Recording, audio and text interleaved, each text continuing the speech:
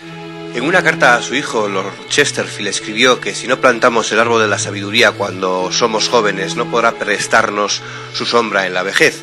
Parece que esta carta también la recibió nuestro invitado de hoy, porque con 12 años pronunció su primera conferencia y con 22 acabó simultáneamente, para qué esperar, 3 carreras. Él es Carlos Blanco y hoy nos presenta una obra de consulta con 1001 respuestas para poder decir que somos cum laude en cultura general. Aquí en Periodista Digital es un placer poder charlar un ratillo con Carlos. Bienvenido. Muchísimas gracias, el placer es mío. En su libro se responde a 1001 preguntas, pero ¿cuál fue la primera pregunta que a usted le inquietó cuando era pequeño? Pues fíjate, es una pregunta, ¿no? Por repetir el nombre que no me había planteado, ¿no? Porque yo creo que es bastante interesante, ¿no? Cuando reflexiono en retrospectiva, a mí al principio me interesaba muchísimo todo el tema de las ciencias naturales, la historia natural, la biología, pero luego progresivamente me fue interesando más la historia de las civilizaciones humanas, o sea, casi como siguiendo el curso de la evolución, ¿no? De la historia natural a la historia humana. Entonces, la primera pregunta, ahora mismo no te sabría decir exactamente cuál sería, pero estoy convencido de que estaba relacionada con historia natural. ¿Y alguna pregunta que todavía no se haya podido responder? Bueno, hay millones de preguntas y de hecho cada día uno se formula nuevas preguntas. Decía Heidegger que la pregunta es la piedad del pensamiento. Entonces yo creo que un pensamiento piadoso, en un sentido, un pensamiento que reconozca la mística de la realidad, que la realidad no se agota en lo que el ser humano puede conocer, no puede dejar de plantearse preguntas. Es decir, yo ahí, vamos, lo decía alguna vez, ay de mí si dejara de plantearme preguntas, ¿no? Porque eso implicaría que uno cree que ya se sabe todo.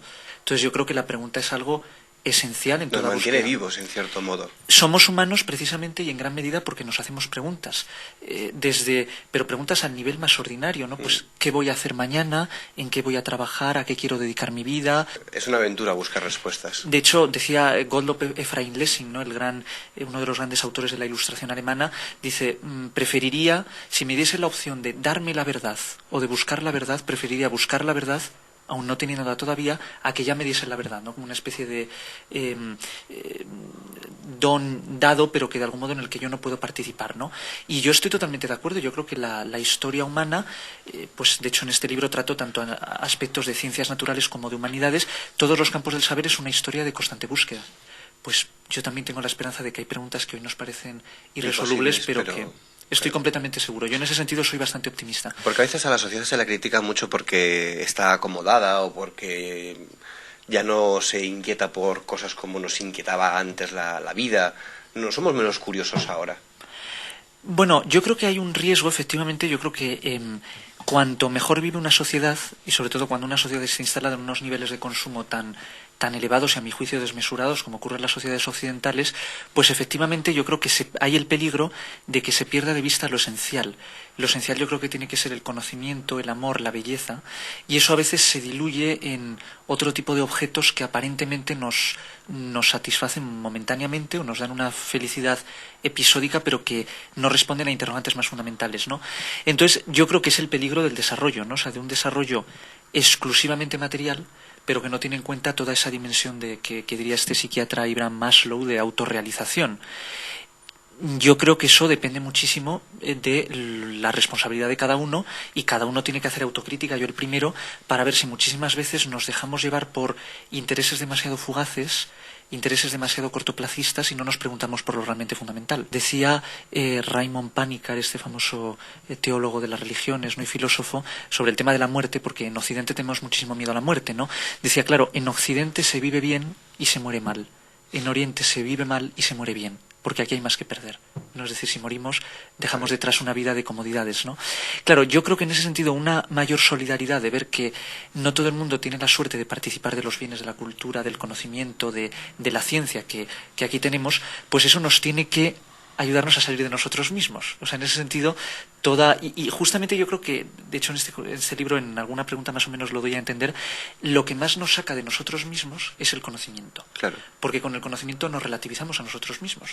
O sea, uno se puede creer que porque ha nacido en tal sitio, en tal país, es el centro del mundo, ¿no? Sí. Es como en chino, China, Zhongguo significa el país del centro. Claro, porque siempre cada país ha tenido autoconciencia de que es el centro, claro. Claro, pero si conocer no es solo leer un libro, o sea, viajar, hablar sobre todo, recuperemos ese concepto de los filósofos griegos, ¿no? Los peripatéticos, el dialogar.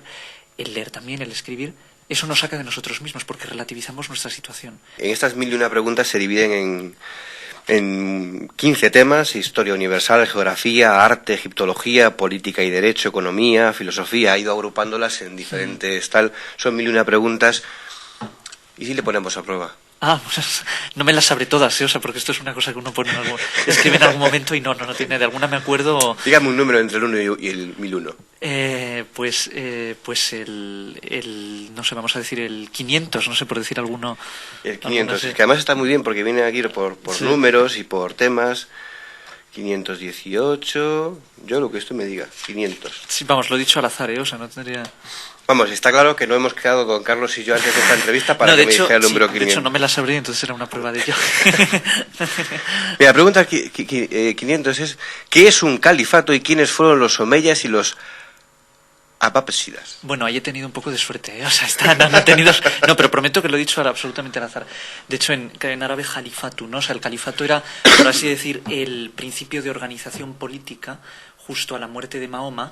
El Islam, tal y como se organiza, es en una serie de califatos, que son fundamentalmente dos: el califato omeya, que tenía su capital en Damasco, pero que luego de ahí emigran al Abderramán, ¿no?, al califato de Córdoba, y luego el califato abásida, que era de otra dinastía que tenía su capital en Bagdad. O sea, que digamos, grosso modo, que era un principio de organización política dentro del Islam. Porque a veces hay gente que me pregunta, el libro, este libro de Espasa, dice, pues ¿para qué tipo de público es? La verdad es que, de hecho, es lo que me pidió la editorial Espasa, ¿no?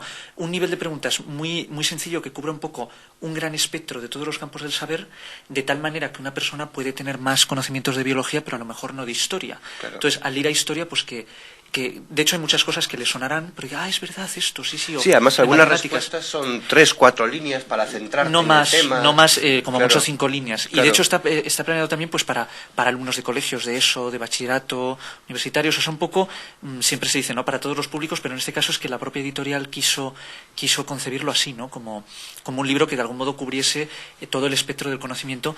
Evidentemente siempre uno se deja cosas en medio, es inevitable, pero bueno, a nivel de síntesis yo creo que sí tiene un barniz, ¿no? ¿Qué fue lo más complicado a la hora de elaborar el libro? Pues elegir las preguntas, indudablemente. Las 1001. Claro, elegir las preguntas, o sea, vamos, el libro me lo propusieron en junio.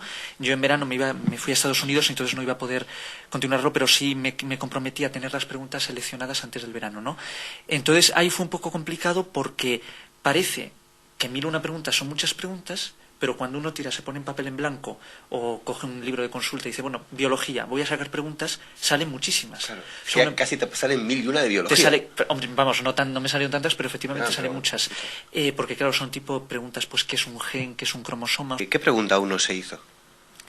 ¿La primera pregunta? No, la pregunta que usted todavía no se ha formulado. Bueno, hay una pregunta que yo trato, que de hecho la recojo en el libro, pero que es una pregunta con truco porque no tiene respuesta, que es en el capítulo de filosofía. La primera pregunta es ¿qué significa filosofía, amor a la sabiduría? La segunda pregunta es ¿por qué el ser y no la nada?, que es la pregunta fundamental que se hace Leibniz, que luego recoge Heidegger en su introducción a la metafísica, y que es la pregunta de las preguntas.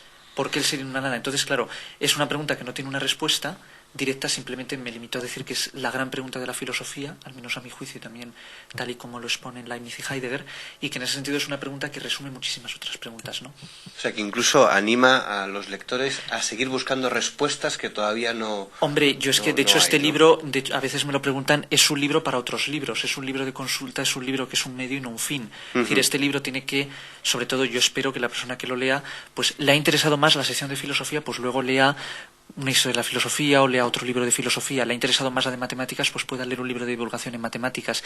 Es como un diccionario de conceptos fundamentales que de algún modo a todo el mundo le puede servir como el vocabulario básico, el léxico básico para luego ir a otros libros. Claro.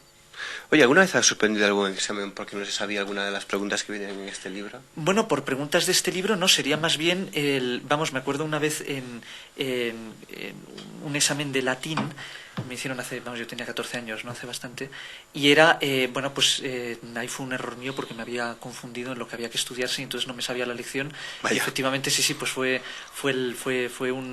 pusieron, un suspenso, ¿no? Claro, luego ahí me dieron la oportunidad de volver a hacerlo y entonces me entró un amor propio. Digo, esto ya tiene que ser un amor propio, pero eso es decir, esto y lo bordó el examen, ¿no? Total, el siguiente. Total, pero no, ya había sido un error. Cuando se vio pero viene muy bien, delante de aquel examen No, Usted, que es una pero la persona impotencia de no saber esto, sí, me dio una... Sí, es, ¿no? es verdad, pero bueno, viene bien, ¿no? Porque uno efectivamente pues siempre tiene sus limitaciones, ¿no? Pero efectivamente ese sentimiento de impotencia... No, o a veces, por ejemplo, de este libro, a veces miro así pues por al azar y hay alguna pregunta que no me acuerdo de lo que es, ¿no? Cuando hablábamos al principio de esas 3 carreras que acabó simultáneamente, son de campos diferentes, o sea... Era filosofía, ciencias químicas y teología. Claro, ciencias químicas toca directamente la ciencia pura, claro, ¿no? por eso digo que lo que son así aspectos más de ciencia pura, pues incluso a nivel también he leído bastante de física teórica, no, pues incluso mecánica cuántica, aunque no lo haya estudiado directamente. O sea, ciencia pura, más luego filosofía, historia de las religiones, historia, porque a mí la historia, egiptología, por supuesto, de hecho le dedico un capítulo a egiptología, siempre me han gustado mucho, o temas de religión, teología, de eso sí más, pero claro, hay algunos aspectos pues de tecnología, de historia del cine, de otros aspectos que no domino y entonces pues ahí me puede fallar, aunque por ejemplo en temas de música clásica sí un poco más porque de hecho es algo que me apasiona también en la vertiente de como parte de la historia de la cultura, ¿no? Como las épocas reflejan su espíritu en las obras de arte, eso me parece fascinante, pero claro, hay otras parcelas del arte que yo no domino, ¿no? ¿Y qué está estudiando ahora mismo? Bueno, ahora estoy haciendo doctorado en teología y en filosofía y a la vez. Efectivamente sí. Bueno, son temas pero son temas convergentes. Al saber le llaman suerte, así que para usted toda la suerte del mundo con este nuevo pues proyecto del doctorado. Y nada, nos pondremos, vamos, 1001 preguntas, tenemos mucha tela que cortar con este libro, Carlos. Pues nada, muchísimas gracias, espero que los lectores que tengan la oportunidad de consultarlo pues disfruten y sobre todo yo creo que disfruten, ¿no? Que el aprendizaje sea también disfruten.